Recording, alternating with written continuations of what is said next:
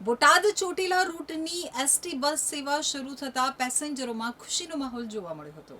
બોટાદથી Chotila ST bus શરૂ કરવામાં આવતા પેસેન્જરોમાં ખુશીનો માહોલ જોવા મળ્યો હતો. તેમજ કાયમી ધોરણે બોટાદથી ચોટીલા બસ ચાલુ રાખવામાં આવે તેવી પણ મુસાફરોએ માંગ કરી હતી.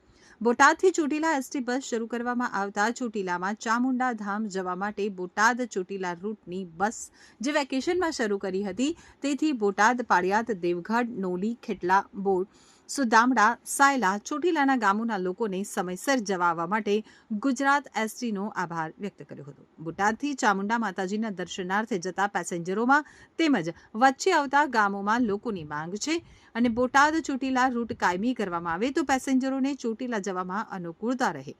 બોટાદ ચોટીલા રૂટ કાયમી શરૂ કરવામાં આવે તેવી જીએસઆરટીસીને માંગ કરવામાં આવી છે. રફીકભાઈ, બોટાદથી ચોટીલા બસ શરૂ કરવામાં આવી છે, શું કહેશો? જે બોટાદથી ચોટીલા બસ શરૂ કરવામાં આવી છે તે બહુ સારી વાત છે સાહેબ. એમાં શું છે કે ચોટીલા એક ધાર્મિક સ્થળ છે, બરાબર. એમાં લોકોને સવારે વહેલા નીકળવું હોય અને સાંજે પરત ઘરે ફરવું હોય તો એક સારી બાબત છે અને એક દિવસમાં એનું કામ પૂરું થાય છે. અને જે આ બસ શરૂ કરવામાં આવી છે એ બદલ એસટી ડેપોનો ખૂબ ખૂબ આભાર.